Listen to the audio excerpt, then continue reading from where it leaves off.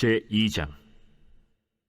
수일 후에 예수께서 다시 가버나움에 들어가시니 집에 계시다는 소문이 들린지라 많은 사람이 모여서 문 앞까지도 들어설 자리가 없게 되었는데, 예수께서 그들에게 도를 말씀하시더니 사람들이 한 중풍병자를 4사람에게 메워가지고 예수께로 올세, 무리들 때문에 예수께 데려갈 수 없으므로 그 계신 곳의 지붕을 뜯어 구멍을 내고 중풍병자가 누운 상을 달아내리니, 예수께서 그들의 믿음을 보시고 중풍병자에게 이르시되, 작은 자야, 내 죄사함을 받았느니라. 어떤 서기관들이 거기 앉아서 마음에 생각하기를, 이 사람이 어찌 이렇게 말하는가? 신성 모독이로다.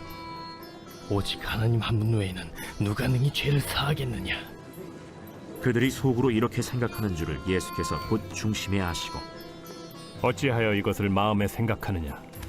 중풍병자에게 네 죄사함을 받았느니라 하는 말과 일어나 네 상을 가지고 걸어가라 하는 말 중에서 어느 것이 쉽겠느냐? 그러나 인자가 땅에서 죄를 사하는 권세가 있는 줄을 너희로 알게 하려 하노라. 하시고 중풍병자에게 말씀하시되, 내가 네게 이르노니 일어나 네 상을 가지고 집으로 가라. 그가 일어나 곧 상을 가지고 모든 사람 앞에서 나가거늘 그들이 다 놀라 하나님께 영광을 돌리며, 우리가 이런 일을 도무지 보지 못하였다.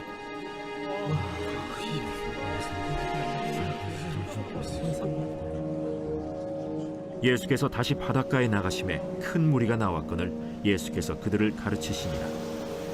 또 지나가시다가 알페오의 아들 레위가 세관에 앉아 있는 것을 보시고 나를 따르라 하시니 일어나 따르니라.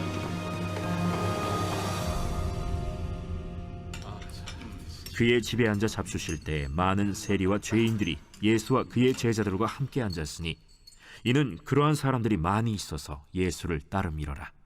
바리새인의 서기관들이 예수께서 죄인 및 세리들과 함께 잡수시는 것을 보고 그의 제자들에게, 어찌하여 세리 및 죄인들과 함께 먹는가?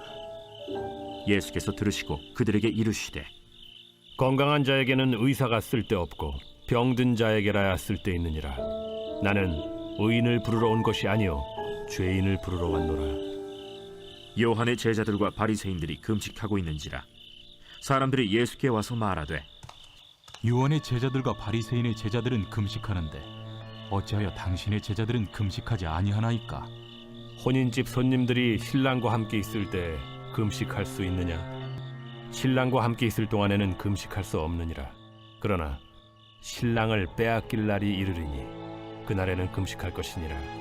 생배 조각을 낡은 옷에 붙이는 자가 없나니 만일 그렇게 하면 기운 새 것이 낡은 그것을 당기어 헤어짐이 더하게 되느니라. 새 포도주를 낡은 가죽 부대에 넣는 자가 없나니 만일 그렇게 하면 새 포도주가 부대를 터뜨려 포도주와 부대를 버리게 되리라. 오직 새 포도주는 새 부대에 넣느니라.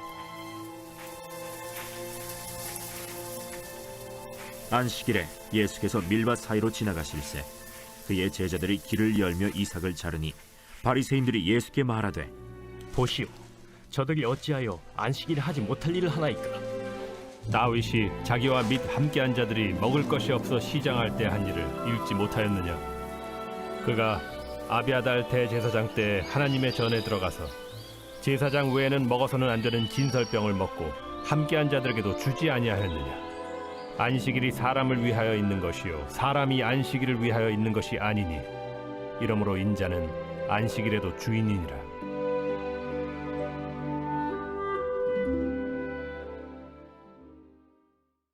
오늘 우리에게 주신 하나님 말씀은 마가복음 2장의 말씀입니다. 마가복음 2장에서는 예수님께서 한 중풍병자를 치유하시는 장면이 등장합니다. 오늘 예수님께서 계신 집에 사람들로 가득 차게 됩니다. 얼마나 사람들이 많았는지 사람들이 들어가지도 못하고 나가지도 못할 지경이 되었습니다. 이때 4사람이 한 중풍병자를 메고 집으로 오지만 들어갈 수 없자 지붕을 뚫고 침상의 줄을 매어 내리게 됩니다. 이 모습을 보신 예수님께서 그들의 믿음을 보시고 병자를 고쳐주십니다. 오늘 이 사건을 통해서 우리가 깨닫는 것은 예수님이 중풍병자를 고쳐주시는 이유가 믿음이라는 것과 또 중풍병자의 병을 고쳐주시면서 그의 죄를 사해 주셨다는 것입니다. 당시 중풍병은 죄를 지은 사람이 하나님께 저주를 받아서 생겨서 걸리게 되는 대표적인 병이었습니다.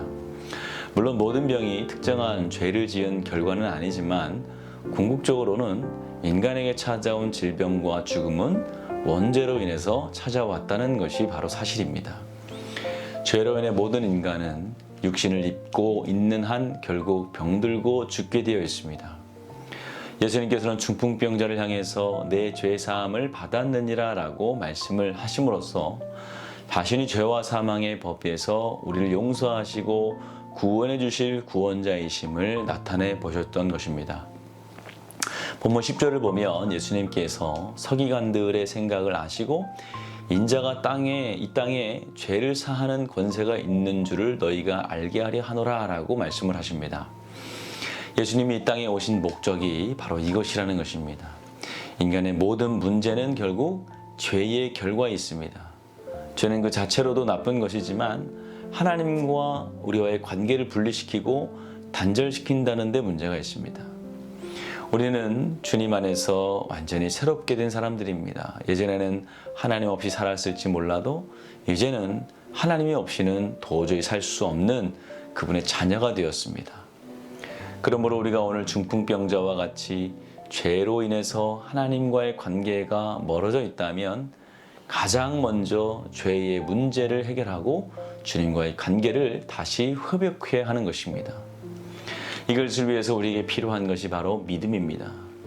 주님이 중풍병자의 노력이나 외모를 보시고 그를 고쳐주신 것이 아닙니다. 함께 매어온 사람들을 포함한 그의 믿음을 보시고 고쳐주셨다는 것을 잊어서는 안 됩니다. 우리가 스스로 문제를 해결할 수 있다고 생각해서는 또한 안 됩니다. 그 어떤 사람도 예수님을 믿지 않고는 죄의 문제를 해결할 수 없는 것입니다. 오직 예수님만이 죄의 사슬에 묶여서 신음하고 있는 중풍병자와 같은 우리들을 자유케 풀어주실 수 있습니다. 혹시라도 여러분들에게 아직도 남아있는 죄의 쓴뿌리가 있다면 하나님 앞에 솔직히 고백하시고 용서를 구하시기 바랍니다.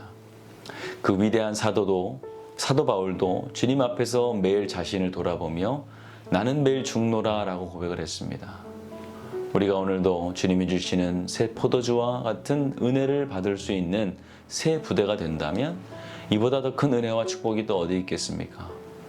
오늘날도 새롭게 하시는 주님께 믿음으로 나아가시는 저희 여러분들이 되시길 주님의 이름으로 축원을 드립니다. 오늘은 화요일입니다. 우리 코로나의 종식을 위해서 함께 기도해 주시기 바랍니다. 코로나로부터 성도들의 건강을 지켜달라고, 또 자유케 하시고 예배 자리에 담대히 나오게 해달라고 함께 기도해 주시기 바랍니다. 기도하겠습니다. 좋으신 아버지 하나님, 은혜와 사랑 감사합니다. 오늘도 우리와 함께 하시며 또 우리의 모든 병을 치유하시며 특별히 하나님과 나 사이에 막힌 담을 허물어 주시는 주님을 의지하고 믿고 의지합니다. 하나님, 나와 주님 사이에 혹시라도 아직도 막혀있는 쓴뿌리가 있다면, 죄의 쓴뿌리가 있다면 주여 이 시간 용서하여 주시고 깨끗이 하여 주시옵소서. 우리의 모든 문제를 해결하여 주시되 특별히 코로나로부터 자유케 하시며 모든 성도들 믿음으로 주님 앞에 담대히 나올 수 있도록 도와주시옵소서. 아버지 하나님, 또 우리 담임 목사님 성령 충만 주셔서 말씀을 전하실 때마다 하나님의 역사가 날로 나타날 수 있도록 도와주시옵소서. 우리 또 다음 세대들 어디에 있든지 믿음의 자리 떠나지 않게 하시고, 또 시험에 앞두고 있는 고3 수험생들 지혜와 명철을 더하여 주시옵소서. 아프신 성도님들 주여 안수하여 주시며 암투병 중에 있는 성도님들 기억하여 주시옵소서. 우리 연로하신 성도님들 기억하시며 그들의 주여 아버지 그들과 함께하여 주셔서 강건케 하여 주시옵소서. 예수님의 이름으로 기도하였습니다. 아멘.